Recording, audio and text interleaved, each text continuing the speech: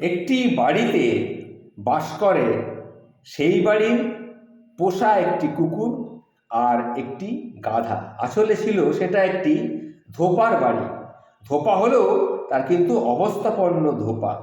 যাই হোক, সেই বাড়িতে হঠাৎ একদিন ডাকাত পড়ল। তখন ডাকাতটা সেই সময় কিন্তু গাধা এবং কুকুর দুজনেই বাড়িতে ছিল, দুজনেই সেটা দেখছে। গাধাটি মনে মনে ভাবছে কুকুর হয়তো এবার ডাকাতদের বিরুদ্ধে কিছু একটা ব্যবস্থা নেবে, কিন্তু না, কুকুরটা একদম চুপচাপ ফুরফুরে মেজাজে কিন্তু শুয়ে আছে। কুকুরটির এহেন চুপচাপ দেখে গাধারটির মনে মনে দারুণ একটা সন্দেহ তৈরি হলো। তখন সে কুকুরটির কাছে এসে বলল, কি কুকুর ভাই, এবার তুমি একটা কিছু করো, দেখতে পাচ্ছ না ডাকাতটা কিভাবে বড় গুদাম ঘরের তালাটা ভাঙছে।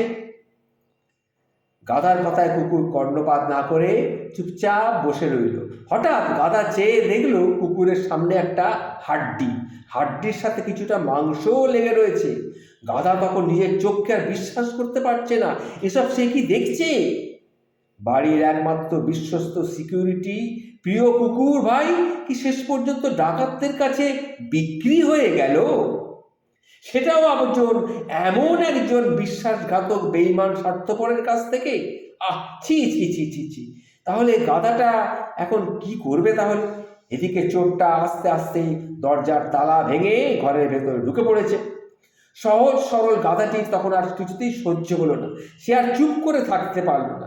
সে তখন ভেদারি একটা গগন বিদারী চিৎকার চেঁচামেচি শুরু করে দিল। তার চিৎকারে বাড়ির মালিকেরও ঘুম ভেঙে গেল, বাড়ির লোকেদেরও ঘুম ভেঙে গেল। মালিক তখন খুব বিরক্ত হলো। সেই ঘর থেকে বের হয়ে দেখলো কুকুর নিশ্চিন্ত মনে ঘুমোচ্ছে আর গাধা শুধু চিৎকার চেঁচামেচি করছে আর লাফাচ্ছে। বাড়ির মালিক এই অবস্থা থেকে ভাবলো হয়তো গাধাটি পাগল হয়ে গেছে, বা ওকে কোনো ভূতে ধরেছে বা জিনে ধরেছে। তাই মালিক বিরক্ত হয়ে রাগান্বিত হয়ে তার হাতের লাঠিটা একটা নিয়ে এলো লাঠি।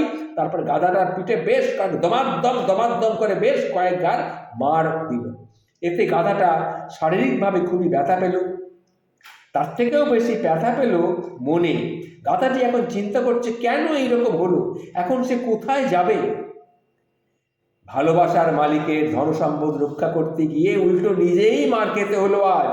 আর যার চোর ধরার কথা, যার দায়িত্বে ছিল, সে চুপচাপ ঘুমিয়ে রয়েছে। সে নিজে দায়িত্ব মাথায় নিয়ে অপরাধী হয়েছে। অগত্যা গাধা মনে মনে ভাবছে এইরকমই বোধহয় নিয়ম আজকাল হয়েছে। দায়িত্বশীলরা নষ্ট হয়ে গেলে আর কিছুই করার থাকে না।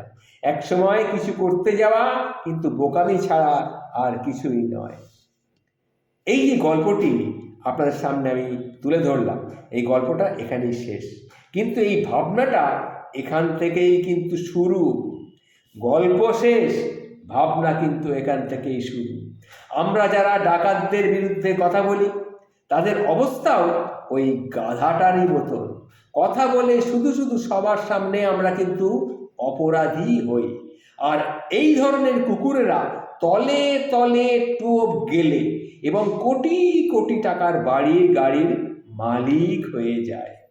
ডাকাত আর কুকুরের গলাগলি যতদিন থাকবে ততদিন আমাদের মতো গাধাদের এইভাবেই সব কিছু, এই শাস্তি আর সব কিছু আমাদের সহ্য করে যেতেই হবে।